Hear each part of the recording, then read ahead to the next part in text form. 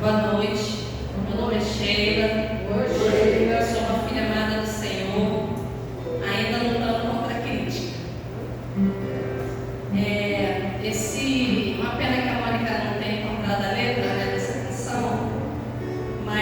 alguém não conhecia? Não conhecia? Eu me achando velha, né? Então, essa canção, ela está no Salmo. Vou pegar o Salmo que ela está.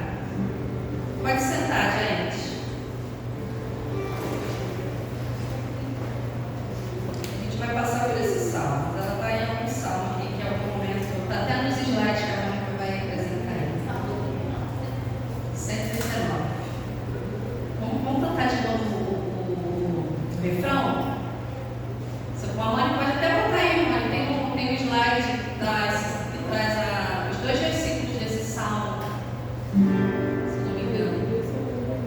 Sonda-me, ó Deus, conhece o meu coração, prova-me os pensamentos,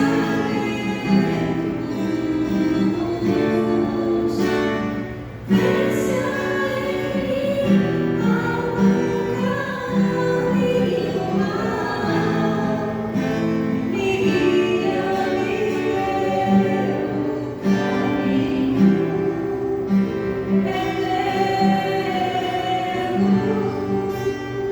E tem muito a ver com o que a gente vai compartilhar hoje. Eu queria iniciar perguntando como está a partilha, né? Toda vez que a gente se reúne com partilha, essa pergunta eu gostaria de lançar: como está a partilha? Como você se comporta na partilha? Está tudo bem? Vocês se sentem bem? Sentem à vontade? É uma pergunta, gente. Responder. Tudo bem? Eu descobri que na partilha, na verdade, não pode estar tudo bem, né? Mas por que não pode estar tudo bem? Porque a partilha é o momento da gente ser confrontado, né? Na partilha que a gente acaba tendo que colocar para fora aquilo que muitas vezes nos traz vergonha, nos traz dor, né? Então, na verdade, a partilha, ela tem que ser um momento que traz realmente desconforto, né? Um momento encorajador, mas ela precisa trazer, ela precisa cutucar a gente. Ela precisa tirar a gente ali, né, daquela área de conforto e fazer com que a gente exponha para fora aquilo que precisa ser curado, né? Precisa ser tratado. E o CR é um programa de recuperação e hoje a gente vai falar um pouquinho da lição 9, 10 e 11. Todas elas falam sobre inventário, né? Então a gente fez aqui um resumo. Vou tentar correr. Então, o que diz o princípio 4 e o passo 4, né? Que está dentro do inventário. Vamos ler lá? Princípio 4. Abertamente, vou deixar vocês lerem. Abertamente. Analiso todas as minhas falhas e as confesso a mim mesmo. A Deus e a alguém de minha confiança. Bem-aventurados os limpos de coração, porque eles verão a Deus. Amém. E o passo 4. Fizemos um minucioso e destemido inventário moral de nós mesmos. Examinemos-nos e submetamos à prova os nossos caminhos e depois voltemos ao Senhor. Então, até aqui a gente já caminhou aí, né, podemos dizer, 10 passos, né, 9 passos. E aí eu vou trazer um resumo de tudo que já foi dito até aqui, de forma bem rapidinha, né? E onde a gente iniciou esse processo de para a Mônica avançar, né? Começamos lá, né, com a lição de quê? Da negação, né? Nosso primeiro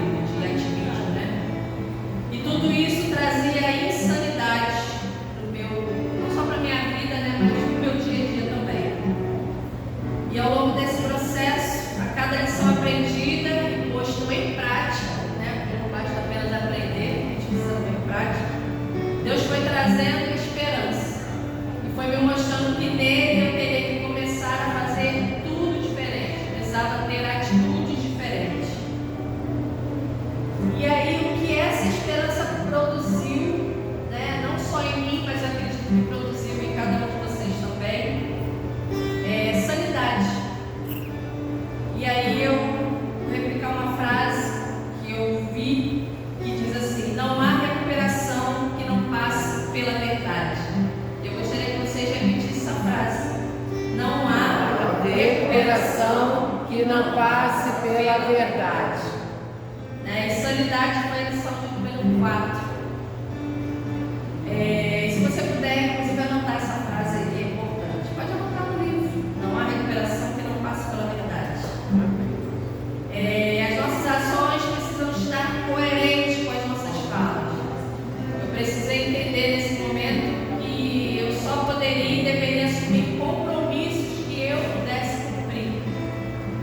Entendi que eu só poderia assumir qualquer atividade se aquilo tivesse um propósito de Deus na minha vida. Isso para mim, que pode dizer que multitarefa, que é uma palavra que eu peguei lá no Google, porque uma pessoa ativista é outra coisa, não tem nada a ver com multitarefa. Então não foi fácil me libertar disso. É algo que eu estou sempre falando no meu grupo de partida, eu ativei lá essa coisa de fazer muita coisa ao mesmo tempo. É algo que eu preciso sempre vigiar, preciso sempre puxar o freio, e me colocar no lugar que Deus quer que eu esteja.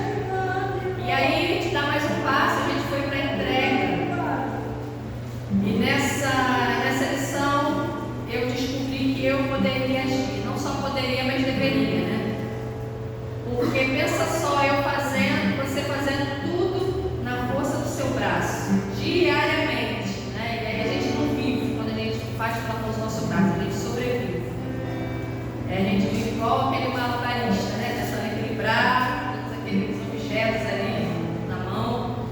E aí eu até coloquei um parênteses, inúmeras atividades na igreja, casa, casamento, relacionamento com Deus, trabalho, família, muita coisa. No final era isso mesmo, era só cansaço, fadiga e não havia frutos, não gerava frutos, eu não via frutos disso. E aí a gente caminhou, fomos para a lição de número 7. E aqui, como eu fiz, que foi parar, eu sugiro também que nesse tempo de ação você precisa parar. Mas aí você se pergunta, mas como que eu vou parar? Minha vida é corrida demais, não dá para parar. E aí quando eu falo em parar, é sobre uma oração que eu passei a fazer nesse período. E eu pedi ao Senhor, Pai, obrigado pela vida, mas dá-me teu direcionamento e ajuda-me a colocar a mão somente naquilo que o Senhor quer que eu ponha a mão. Ajuda a colocar a mão naquilo que de fato eu fui criada, Senhor, a gente viveu, a gente cresceu e viveu com um propósito. E é necessário que a gente cumpra esse propósito. E eu parei de tentar fazer tudo que eu achava que poderia fazer. Eu parei de fazer aquilo que todo mundo estava fazendo, só para tentar também estar igual a todo mundo.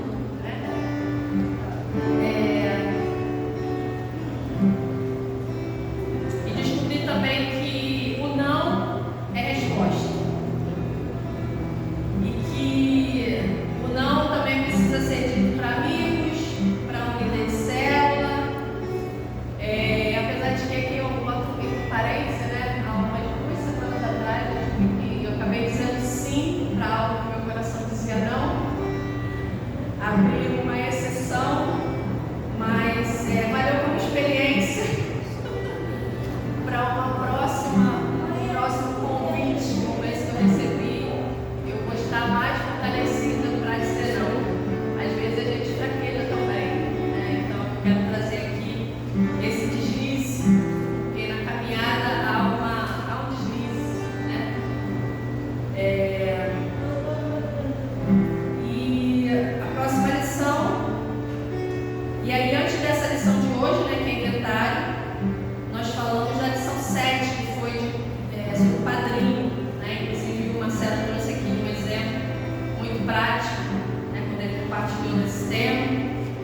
E eu vou fazer questão aqui de repetir o que ele falou. E ele disse, não caminhe sozinho, não caminhe sozinho. Procure seu padrinho, sua madrinha, seu grupo de partilha, prestador de conta. Um dos pontos-chave desse programa é exatamente isso, Você não caminhar sozinho, não dá para entrar celebrando a recuperação. Você pode até andar sozinho, mas permanecer sozinho, terminar sozinho, não tem como.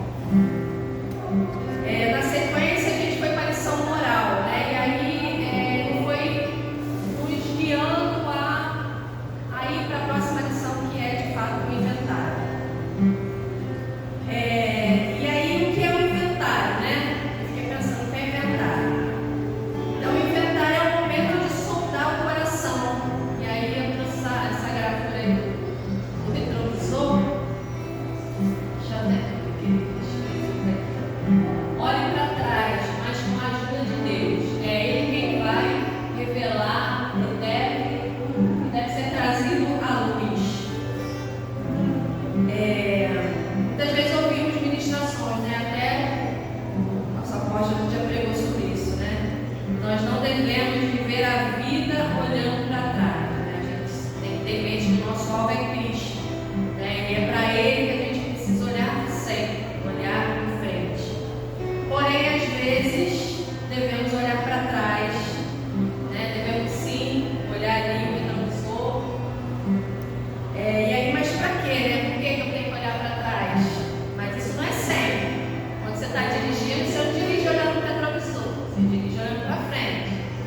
De vez em quando, em algumas situações, você é obrigado a olhar para o retrovisor. E assim eu sugiro que você caminhe também, de vez em quando olhando para o retrovisor. Mas por quê?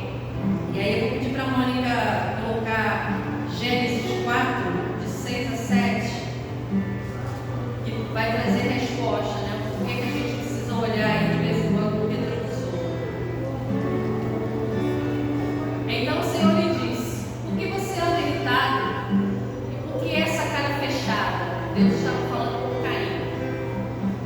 Se fizer o que é certo, não é verdade que você será aceito? Mas se não fizer o que é certo, eis que o pecado está à porta à sua espera. O desejo dele será contra você, mas é necessário que você domine.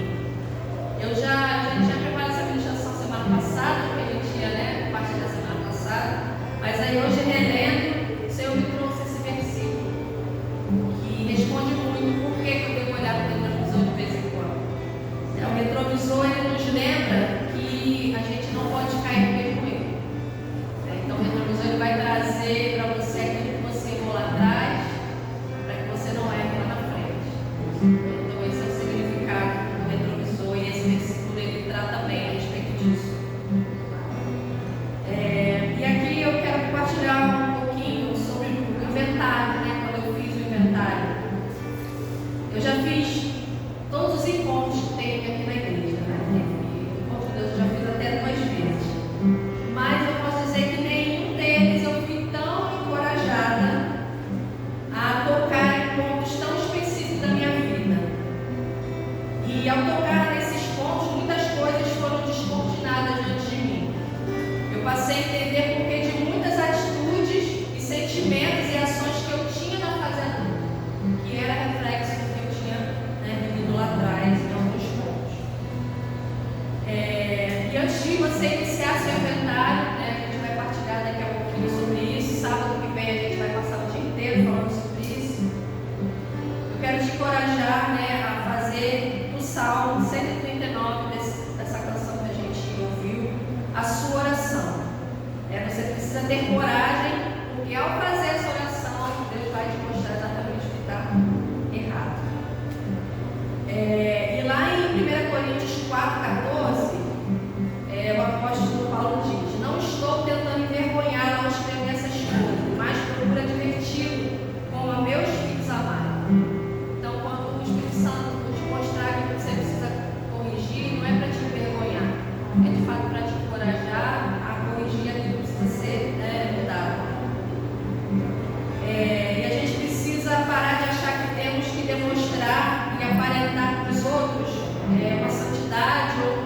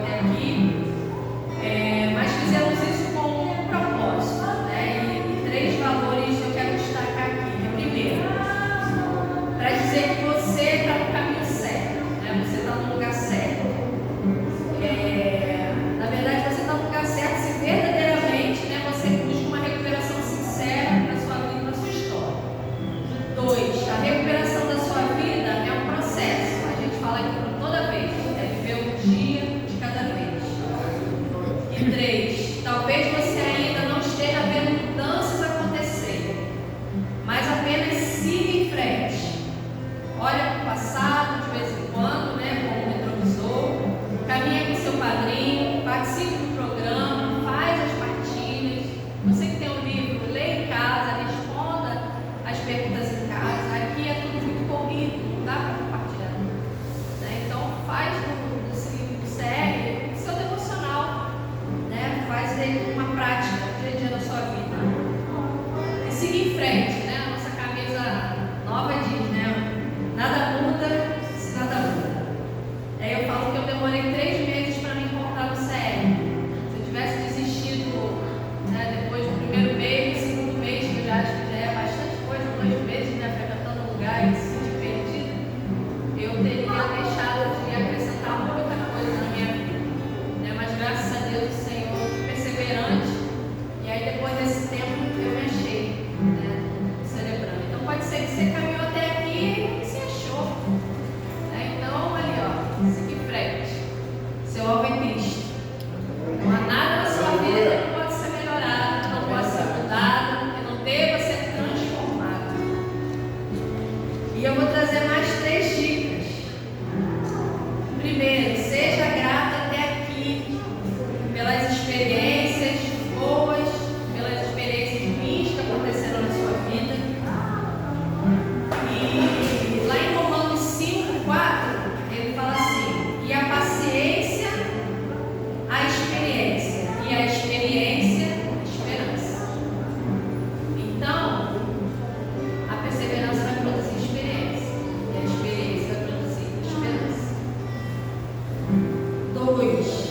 Não é o tempo que cura todas as coisas. Isso aqui para mim assim foi forte. Né? Não é o tempo que cura todas as coisas. Né? É uma frase que a gente ouve muito lá fora, principalmente quando você perde um ente querido, né? Ah, com o tempo você vai ser curado, com o tempo você não vai se lembrar. Mas eu digo que essa frase ela não serve para nós, não serve para mim. No CR as feridas são curadas quando Cristo me ajuda a identificar a origem dos meus defeitos de caráter. Amém? Ou seja, não é o tempo, é Cristo que cura. E eu vou deixar aqui, aí 3, né, a última.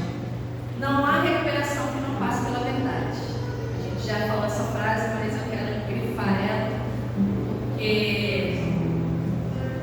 às vezes a pessoa está aqui, já participou de inúmeras reuniões, mas continua se escondendo. Continua se escondendo atrás do véu, né? O véu, cheguei por aqui, Deus está vendo. Porque se Deus está vendo, o que importa mais as outras pessoas? Né? Então deixa o Espírito Santo tirar as escamas, tirar as imagens. Já que você está aqui, o nosso tempo hoje em dia é tão precioso. Então já que você está aqui, deixa Deus te transformar, deixa Deus mudar.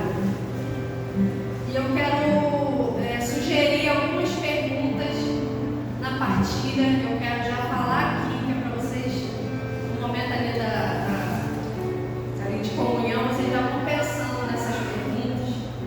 E na página 80, sobre a nossa mente, quero lançar a pergunta que diz: você tem ocupado sua mente com filmes, programas, livros pornográficos ou que sejam prejudiciais, né, para o seu relacionamento com o Espírito Santo? Eu ouvi também uma frase que diz: onde entra lixo, só sai lixo. Outra frase também que eu li: pare de derramar suas frustrações sobre sua família. As suas frustrações são as suas frustrações. As frustrações que você teve, que você terá, não serão as mesmas dos seus filhos, né, de seus irmãos, seus sobrinhos terão. Deixa eles viverem as próprias experiências. Né? Às vezes a nossa frustração, você derrama sobre a vida daquele que está iniciando uma vida agora, e a pessoa já fica até com medo, fica até com receio. Né? Então, viva suas frustrações, ela sirva de lição, né, para frente, mas não derrame isso na vida de quem convive com você. A página 81, que diz assim sobre sua família: você maltratou alguém da sua família de forma verbal,